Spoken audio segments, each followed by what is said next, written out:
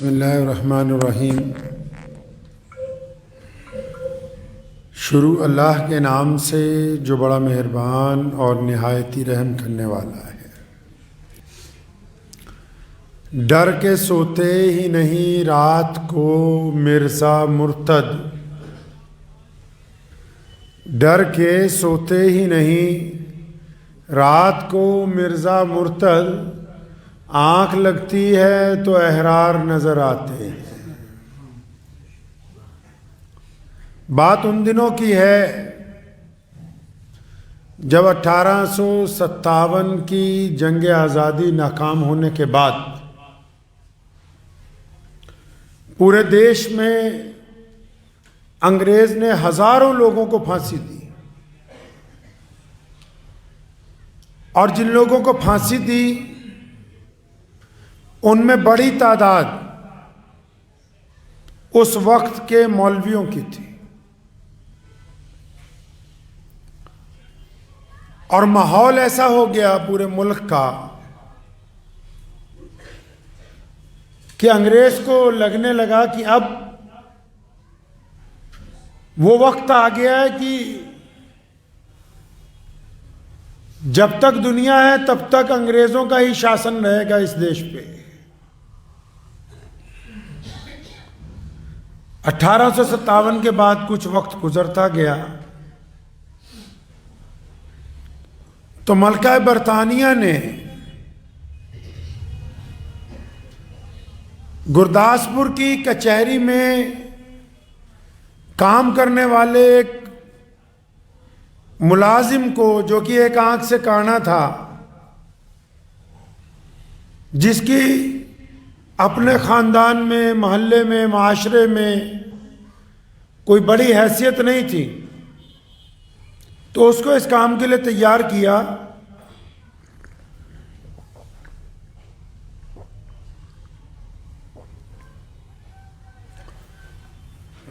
कि तुम मुसलमानों के सामने नौज़ुबिल्लाह झूठी नबूवत का ऐलान करो। अच्छा, अंग्रेज इस बात को समझता था कि भारत की जंग आज़ादी में जो हिंदू, सिख, मुसलमान और दलित ये आपस में एक दूसरे के साथ कंधे से कंधा मिला के जो अंग्रेज के खिलाफ लड़ रहे हैं, तो इनमें जो जज्बा नजर आता है मुसलमानों का, इसको किसी तरह पीछे किया जाए। उस काम के लिए अंग्रेज ने, जिस तरह आजकल बहुत सारे लीडर धर्म की राजनीति खेलते हैं, अंग्रेज ने भी कई बार उस वक्त में देश में धार्मिक दंगे करवाए। लेकिन उस दौर में लोग समझदार थे, गुर्बत जरूर थी, प्यार ज्यादा था। बड़ी बड़ी इमारतें तो नहीं थी, लेकिन आपस में एक दूसरे को लोग समझते थे। व्हाट्सएप और फेसबुक तो नहीं था, लेकिन गलत बात करने वाले को लोग टोकते जरूर थे। तो अंग्रेज ने जब मुसलमानों की तारीख पढ़ी, ताकि जब भी कोई हुकूमत काम करती है तो पहले तारीख का मुताला करती, जब तारीख पढ़ी तो उन्होंने ये पढ़ा कि बदर से लेके खैबर तक, और फिर खैबर से लेके कैसरो किसरा तक, फिर कैसरो किसरा से लेके उंदुलुस तक, फिर उंदुलुस से लेके फ्रांस की सरहदों तक, फिर बैतुल मुकद्दस, फलस्तीन को जहां समुंदर जाकर टकराता है उसकी सरहदों तक उन्होंने तारीख पढ़ी। तो पता ये लगा कि पिछले 1400 साल में जब भी ताकत के साथ, जब भी कुव्वत के साथ, जब भी फौजी ताकत के साथ इस्लाम को, मुसलमानों को गिराने की कोशिश की है, तो 1450 साल की तारीख ये कहती है कि कोई भी फौजी ताकत इस कौम के ऊपर आज तक हुक्मरान नहीं बन सकी, क्योंकि ये अपनी ताकत से नहीं लड़ते, ये अल्लाह के भरोसे के साथ मैदान के अंदर। नारे तकबीर, नारे तकबीर।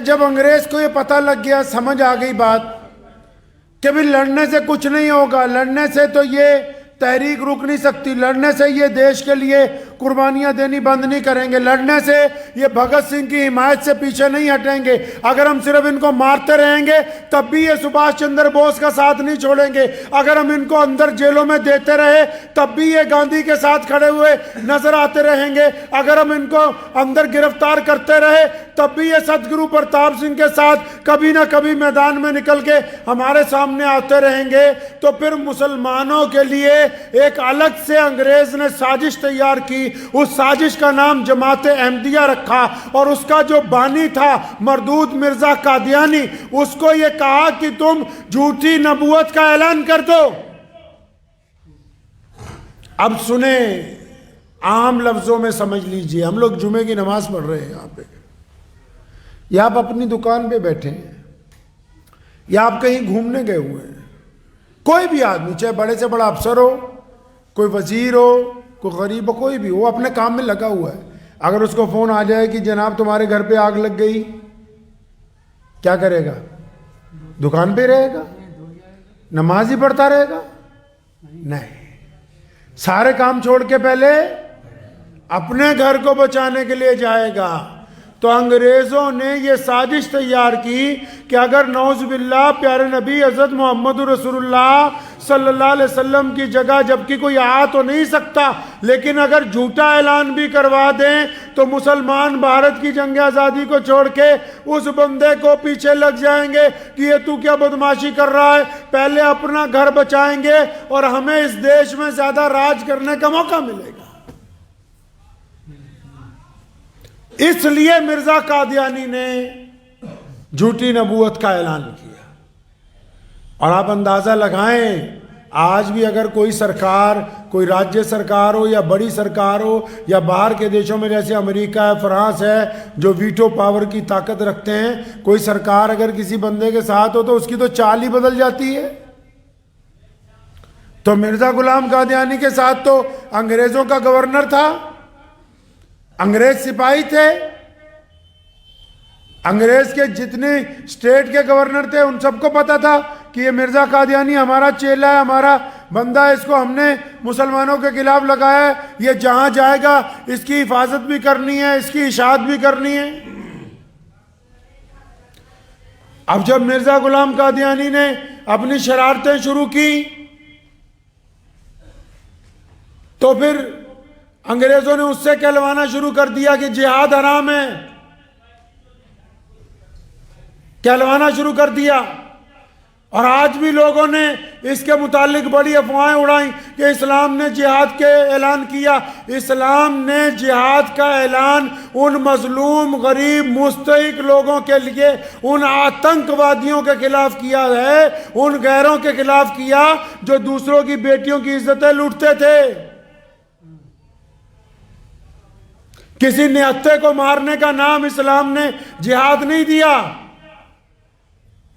तो मिर्जा गुलाम कादियानी को अंग्रेज ने लगाया, इश्तिहार छापने शुरू किए मिर्जे की तरफ से कि अंग्रेज बहुत अच्छे हैं, अंग्रेजों की सरकार बहुत अच्छी है, अंग्रेजों की मलका बहुत अच्छी है। और क्योंकि जब किसी को सरकारी सरपरस्ती हासिल हो वो ये समझता होता है कि अब मेरे खिलाफ कोई बोलेगा नहीं। लेकिन मौलाना शाह मोहम्मद साहब लुधियानवी रहमतुल्लाह अलैह ने और उनके भाई मौलाना शाह अब्दुल्ला लुधियानवी रहमतुल्लाह अलैह और उनके भाई मौलाना शाह अब्दुल अजीज लुधियानवी, इन तीनों ने डंके की चोट पर ऐसे वक्त में ऐलान किया जब लोग अंग्रेज से थर-थर कांप रहे थे, जब लोग अंग्रेज की नौकरियां ले रहे थे, जब लोग अंग्रेज से सर का लकब हासिल कर रहे थे, जब लोग अंग्रेज की अदालतों में जज और काजी की नौकरी तलाश कर रहे थे, उस दौर में जब अच्छे अच्छों के पैर हिल गए थे, तब इन्होंने ऐलान किया कि दुनिया जाए इधर से उधर हो जाए, मुहम्मदुर रसूलुल्लाह की जगह अगर कोई झूठा नबी लेके आओगे तो क़यामत तो आ सकती है, उसको नबी बर्दाश्त नहीं किया जाएगा।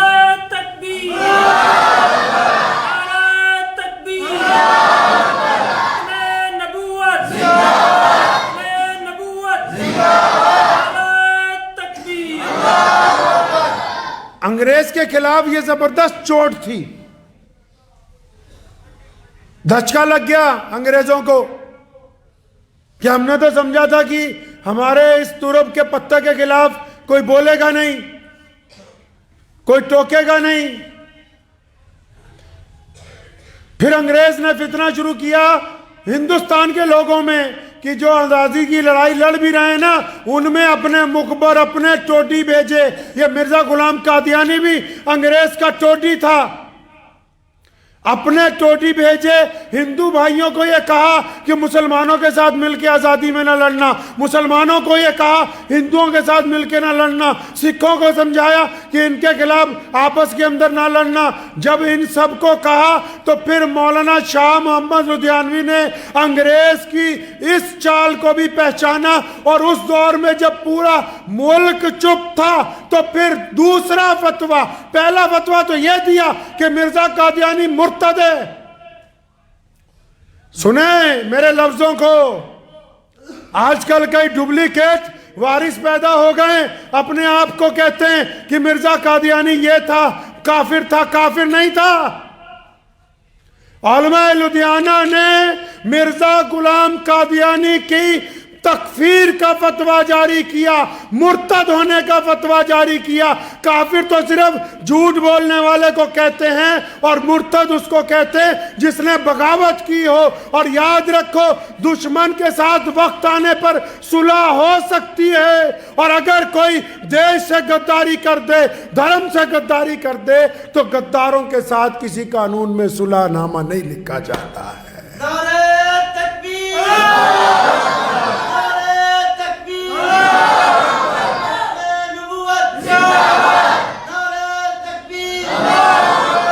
हमारे देश का भी यही कानून है जहां हम पैदा हुए हैं।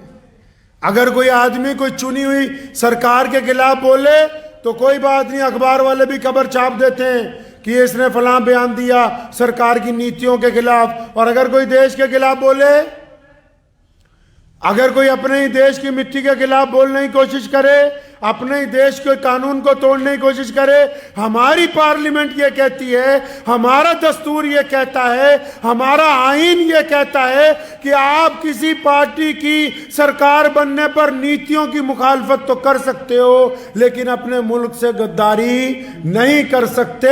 मिर्जा गुलाम कादियानी और उसके चेले इस्लाम के मुखालिफ नहीं, इस्लाम के और हमारे देश के गद्दार हैं। इस लफ्ज को अपने दिल की तख्ती पर लिख के रखिएगा पहले।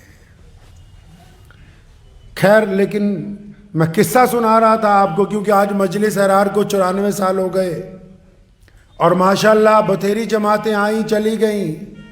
अहरार के खून में आज भी वही गर्मी है, बथेरे लोग आए और चले गए, लेकिन पूरे मुल्क में नस्ल दर नस्ल हिंदो पाक में मजलिस अहरार के जो अरकान हैं वो आज भी खत्म नबूवत सल्लल्लाहु अलैहि वसल्लम पर किसी के साथ कोई समझौता बर्दाश्त नहीं करते। और इस हद तक हैं, इस हद तक हैं कि अगर कोई मुर्तद कादियानी के साथ सलाम दुआ रखता हो तो हम उससे भी सलाम दुआ नहीं रखना चाहते, क्योंकि जो मोहम्मद रसूलुल्लाह के दुश्मन के साथ बैठना कुछ बात नहीं समझता हो, इस्लाम कहता है कि वो भी इस्लाम से खारिज है। ऐसे इंसान के साथ भी ताल्लुक रखना जायज़ नहीं है। वक्त गुजरता गया, अंग्रेज इसको हवा देते रहे, हवा बना दिया कादियानियों का पूरे देश में। जब पूरे देश में हवा बनने लगा, मुसलमानों के ईमान पर खतरा डगमगाने लगा, तो फिर एक बुजुर्ग उठे, उनका नाम था हजरत मौलाना सैयद अल्लामा अनवर शाह कश्मीरी रहमतुल्लाह अलैह।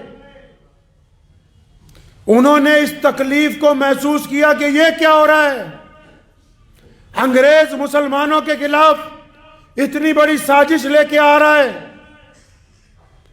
उनके शागिर्द थे जो लोग उनके पास पढ़ते थे दारुल देवबंद में। अल्लामा ने फिर अपने शागिर्दों को तैयार किया, शागिर्दों को परखा तो एक शागिर्द पर नजर पड़ गई। कौन सा शागिर्द? उसी मौलवी का पोता जिसने सबसे पहले मिर्जा कादियानी से पंगा लिया, जिसने सबसे पहले अंग्रेज के गिरेबान में हाथ डाला, जिसने सबसे पहले मिर्जा कादियानी की तकफीर का ऐलान किया, उसी मौलाना शाह मोहम्मद लुधियानवी के पोते मौलाना हबीबुर रहमान लुधियानवी कहाँ पढ़ते हैं? अल्लामा अनवर शाह कश्मीरी के पास। अल्लामा ने जब देखा कि अब हालात बदतरीन हैं, अंग्रेज की साजिश नाकाबिले बर्दाश्त है, तो फिर उसी खानदान के एक बच्चे के कंधे पर हाथ रखा, हौसला दिया, तरबियत की, बात समझाई, साजो सामान दिया, तैयार किया और फिर अंग्रेज के सामने हबीबुर रहमान लुधियानवी की शक्ल में एक दीवार खड़ी कर दी कि ये देखो कि अगर तुम रसूलुल्लाह की नबूवत के खिलाफ साजिशें करोगे तो मेरे शागिर्दों में अब ऐसे लोग मौजूद हैं जो तुम्हें नाको चने चबवा सकते हैं।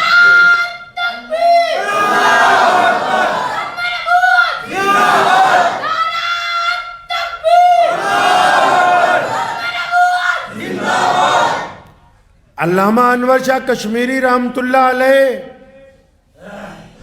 बस यहीं पर नहीं रुके।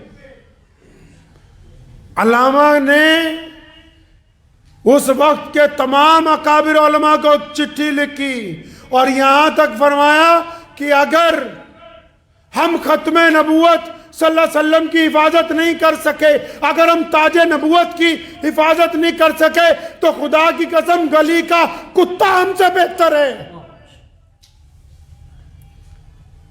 फरमाया जब ये बात हुई, पूरे मुल्क में जब चर्चा हुआ, फिर जब अल्लाह मदद पे आते हैं, अल्लामा अनवर शाह कश्मीरी के हम पल्ला, उनके बराबर के एक और बुजुर्ग उठे उसी सरजमीन के साथ। उनका नाम है हजरत अक़दस मौलाना शाह अब्दुल कादिर रायपुरी रहमतुल्लाह अलैह। सहारनपुर में, रायपुर में वो खानका आज भी मौजूद है। अब देखो, पहले एक वली अल्लाह साथ था, अब दो हो गए। एक और एक दो नहीं होते, एक और एक 11 होते हैं। और फिर जब वो भी उठे तो फिर चुनना शुरू किया कि ऐसे लोगों को लाओ जो रसूलुल्लाह के लिए जुनून की हद तक प्यार करते हो। तो फिर अल्लामा की निगाह पड़ी सैयद अताउल्लाह शाह बुखारी पर, जो सैयद थे, मुल्तान में रहते थे। मुल्तान में हजरत का इंतकाल हुआ, पटना में पैदा हुए। फिर मौलाना अबुल कलाम आजाद आ गए, उन्होंने कहा एक जमात होनी चाहिए। उन्होंने कहा हाँ, बाकायदा एक ऐसी जमात तैयार करो जो मुसलमानों की तरफ से अंग्रेज के टोटियों को बेनकाब करेगी, जो आज़ादी के लिए लड़ने वालों के खिलाफ मुखबरियां करने वालों को बेनकाब करेगी। एक ऐसी जमात होनी चाहिए जो ये बता सके लोगों को कि तुम्हारा दोस्त कौन है, दुश्मन कौन है। एक ऐसी जमात हो जो इस बात के लिए लोगों में बेदारी ला सके कि कौन रसूलुल्लाह का आशिक है, कौन मुनाफिक है, जो गैर मुस्लिमों को भी ये बता सके कि देश का मतवाला कौन है और बेईमान कौन है। तो फिर 1929 दिसंबर आज के दिन लाहौर के हबीब हाल के अंदर मजलिस एहरार इस्लाम के नाम की एक जमात बनाई गई, जो आज तक अल्हम्दुलिल्लाह मौजूद है, जिसके बानी रईसुल एहरार हज़रत मौलाना हबीबुर रहमान लुधियानवी अव्वल रहमतुल्लाह अलैह, अमीर शरीयत सैयद अताउल्लाह शाह बुखारी रहमतुल्लाह अलैह, चौधरी अफजुल हक साहब मरहूम रहमतुल्लाह अलैह, मास्टर ताजुद्दीन साहब अंसारी लुधियानवी रहमतुल्लाह अलैह, शेख हसामुद्दीन साहब रहमतुल्लाह अलैह, मौलाना मजहर अली अजहर। और ये वो जमात बनाई जिसमें शिया, सुन्नी, बरेलवी, देवबंदी, अंसारी, पठान सारे ही एक जगह आ गए। मकसद क्या था कि अंग्रेज ने जो साजिश रची है भारत के खिलाफ, लेकिन उसको लिबास पहनाया इस्लाम का, उस साजिश को बेनकाब किया जाना चाहिए। और फिर ये जो मजलिस एहरार वाले हैं ना, यहीं पर नहीं रुके। अंग्रेज वायसराय ने एक कमेटी बना दी, उसका नाम रखा कश्मीर कमेटी, अल्लामा इकबाल को उसका मेंबर बना दिया। इकबाल मुसलमानों की रूह था, इकबाल मुसलमानों की आवाज़ था, इकबाल मुसलमानों का दिल था, इकबाल मुसलमानों की आंखें थी। और जब मिर्ज़ा मसरूर को, मिर्ज़ा कादियानी के जो पोता था, उस मरदूद को इस कमेटी के अंदर रखा, अल्लामा इकबाल को भी रखा। मतलब यह था कि जो कश्मीर के मुसलमान हैं, पहले इनको कादियानी बनाओ ताकि इनका मजहब तब्दील कर दिया जाए। जब उस कश्मीर कमेटी का पहला इजलास होना था अभी श्रीनगर में, अल्लामा इकबाल लाहौर में मौजूद थे। हजरत मौलाना शाह अब्दुल कादिर रायपुरी, जो लोग नहीं जानते उनको बता दूं, अब्दुल कादिर रायपुरी उस जात का नाम है जो पीर हैं बहुत बड़े, और फिर मुसलमानों के आम पीर नहीं, वो पीर हैं कारी तैयब साहब रहमतुल्लाह अलैह के, वो पीर हैं अताउल्लाह शाह बुखारी के, वो पीर हैं हबीबुर रहमान लुधियानवी के, वो पीर हैं शेख जकरिया के, वो पीर हैं उलमा देवबंद के, वो पीर हैं मौलाना अली मियां नदवी के, वो पीर हैं बड़े बड़े मौलवियों के, कोई आम बुजुर्ग नहीं है।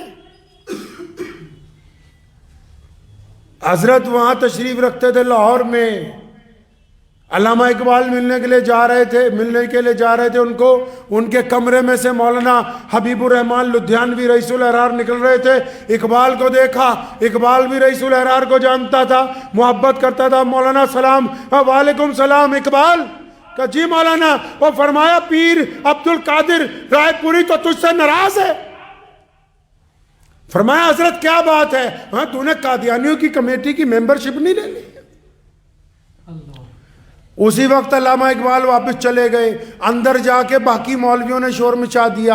हजरत रायपुरी रहमतुल्लाह अलैह को कहा कि वो जो आपका चहेता है ना, जो आपका सबसे करीबी चहेता है, जिसको आप हमेशा सर पर रखते हो, जिसकी जमात का डंका बजाते हो 24 घंटे, उसने अल्लामा इकबाल को नाराज कर दिया।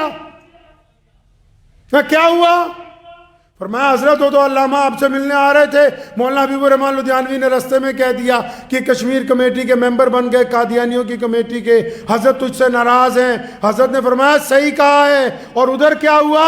अल्लामा इकबाल अपने घर पहुंचे, कश्मीर कमेटी से इस्तीफा लिखा, अखबारों को जारी किया प्रेस नोट, और वो छप गया, और इस्तीफा लेके हजरत रायपुरी की खिदमत में हाजिर हुए। फरमाया मैं तो उस तरफ हूं जिस तरफ रसूलुल्लाह सल्लल्लाहु अलैहि वसल्लम के गुलाम हैं। ये किस तरह हो सकता है कि मिर्जा गुलाम कादियानी की औलाद भी उसी कमेटी में रहे और अल्लामा इकबाल भी उसी कमेटी में रहे? नारे तकबीर, नारे तकबीर, नबुव्वत जिंदाबाद, नारे तकबीर। फिर मिर्जा गुलाम कादियानी के चेलों ने श्रीनगर में ये नौजुबिल्ला शोर मचाया कि यहां ईसा अलैहिस्सलाम का मज़ार है, पढ़िए। और फिर वहां जब इजलास बुलाया तो ये मजलिस अहरार मौलाना हबीबुर रहमान लुधियानवी ने, अमीर शरीयत सैयद अताउल्लाह शाह बुखारी ने, और मास्टर ताजुद्दीन अंसारी रहमतुल्लाह अलैह ने 1.5 लाख मजलिस अहरार के कारकुन पैदा किए जो लाल रंग के कपड़े पहनते थे। 1.5 लाख पंजाब के मुसलमान श्रीनगर पहुंचे, गिरफ्तारियां दी, जेलें भर गई। महाराजा हरी सिंह नाराज हो गया, मुल्क की रियासतें नाराज हो गई। हैदराबाद के नवाब ने हमारे साथ नाराजगी का इजहार किया कि तुम एक रियासत के अंदर उनके अंदरूनी कानून के अंदर दखल अंदाजी कर रहे हो। अंग्रेज ने तशद्दुद किया, रज़ाकारों को शहीद किया गया, जेलें भर दी गई, लाठियां बरसाई गई। लेकिन जब तक कादियानियों को श्रीनगर से वापस कादियान नहीं पहुंचा दिया, तब तक मजलिस अहरार के रज़ाकार कश्मीर के अंदर लड़ते रहे। नारे तकबीर, नारे तकबीर, नबुव्वत। ये किस्सा है जाना बीच में इसलिए सुना दिया कि कश्मीर के मुसलमानों को भी याद रहे। वहां भी अभी भी कादियानी है कहीं कहीं, कि एक वक्त था कि अंग्रेज ने पूरी साजिश तैयार की थी कि पूरी की पूरी आबादी को कादियानी बनाया जाएगा। और फिर जब ये देखा मौलाना हबीबुर रहमान लुधियानवी ने कि फितना रुकता ही नहीं है, अब जब कोई बंदा बीमार हो, बीमारी ठीक ही नहीं होती, तो करना क्या है? डॉक्टर बोलता है टेस्ट करो, इसका इलाज तब होगा जब पता लगे बीमारी जिस्म से आ कहां से रही है। और गुर्दे खराब है, दिल खराब है, फेफड़ा खराब है, पित्ते में पंगा पड़ गया, तो फिर मजलिस एहरार इस्लाम के बुजुर्गों ने इसकी स्कैनिंग की तो पता लगा कि सारे झगड़े की जड़ कादियान से शुरू होती है, वहां पर लोगों को जाके बरगलाते हैं। तो फिर सन 1929 में जो मजलिस एहरार बनी थी, उन्होंने ऐलान किया कि कादियान के अंदर जाकर खत्म नबूवत की मस्जिद बनाएंगे, वहां जाके खत्म नबूवत का मरकज कायम करेंगे, वहां के मुसलमानों को बेदार करेंगे। तब फिर पूरे देश में से एहरार के कायदीन आखिर कादियान पहुंचे, वहां खत्म नबूवत का मरकज कायम किया और फिर पूरी दुनिया के मुसलमानों को ये बता दिया गया कि ये जो झूठे कपड़े पहन के मिर्जा कादियानी का नाम लेते हैं, इनका इस्लाम के साथ कोई लेना देना नहीं है।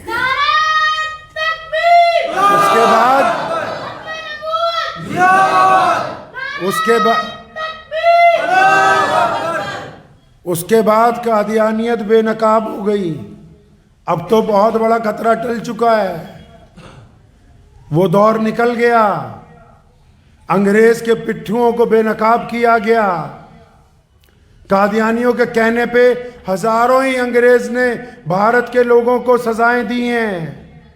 आज कई फिरका परस्तों को हमदर्दी आती है ना कादियानियों पे, तो मैं उनको कहा करता हूं कि पिछले 20 साल का, 100 साल छोड़ो, 20 साल का ही रिकॉर्ड निकाल लो, कितने पाकिस्तान से ISI के एजेंट जो हैं कादियान से पकड़े गए, तुम्हें पता लग जाएगा।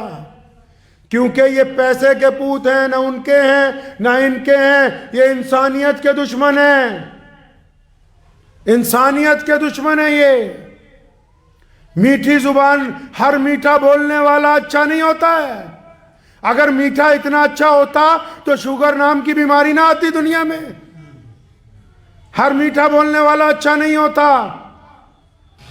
1947 के बाद भी कादियानियों ने जब तकसीम हो गई, सबसे ज्यादा दर्द पंजाब को झेलना पड़ा, सबसे ज्यादा तकलीफ पंजाब को उठानी पड़ी। पंजाब के चाहे सिख हो, पंजाब के चाहे हिंदू हो, पंजाब के चाहे मुसलमान हो, पंजाब के चाहे दलित हो, इन चारों लोगों को अंग्रेज की साजिश का खमियाजा भुगतना पड़ा है। सबसे बड़ी तकलीफ पंजाबियों ने उठाई है जब 1947 में इधर के पंजाबियों को उधर कर दिया गया, उधर के पंजाबियों को इधर किया गया।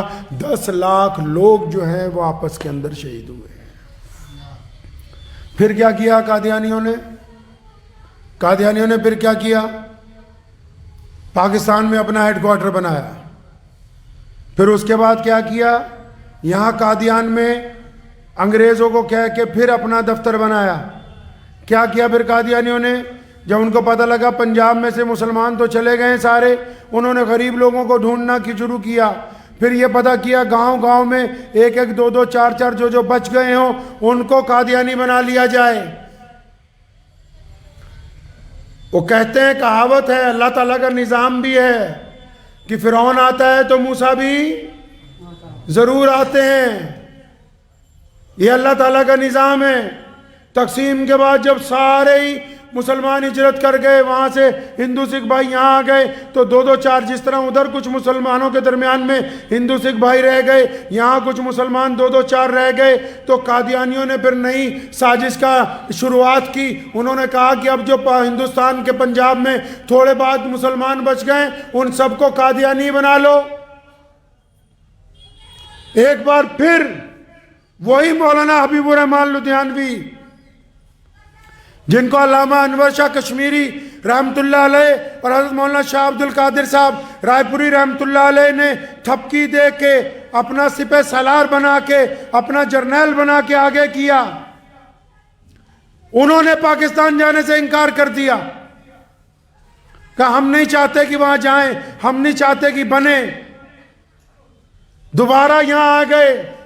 ये जिस तारीखी मस्जिद में आप बैठे हुए हैं, अपने बेटे को कहा, हजरत मौलाना मुफ्ती मोहम्मद अहमद रहमानी लुधियानवी रहमतुल्लाह अलैह और उनके भाइयों को दौर क्या था कि कोई मुसलमान नहीं था नमाज पढ़ने के लिए।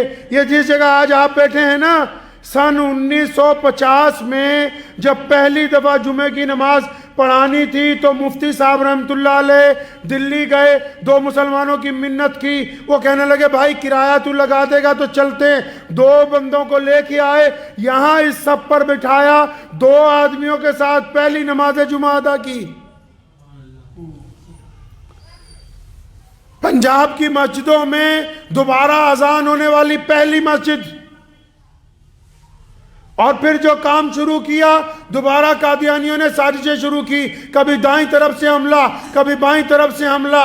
लेकिन जो अल्लाह के तवक्कल के ऊपर चलते हैं, जिनका भरोसा अल्लाह पर हो और अल्लाह के नबी अलैहिस्सलातु वस्सलाम पर जिनका ईमान कामिल हो, दुनिया की कोई ताकत उनके मिशन का रुख जो है वो पलट नहीं सकती। कादियानी जहां जहां गए पिछले 50 सालों में, मौलाना ने अपना मिशन अपने बेटे को, और उस बेटे को जिसका नाम अपने बाप के नाम पर रखा,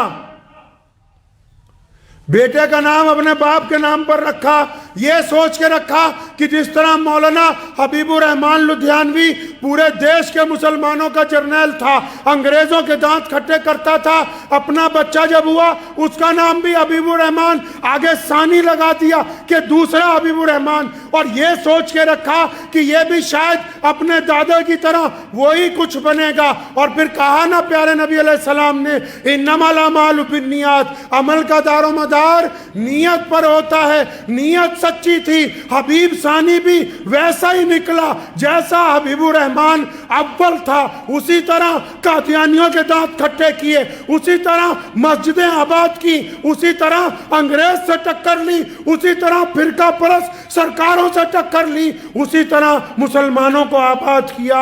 और इस हालत में जनाजा उठा कि बाप ने तो 2 लोगों को लेके जुमा पढ़ाया था, बेटे के जनाजे में 10 लाख लुधियाना के अंदर मुसलमान मौजूद थे। नारे तकबीर, नारे तकबीर, अपने नबूवत जिंदाबाद, अपने नबूवत जिंदाबाद, नारे तकबीर।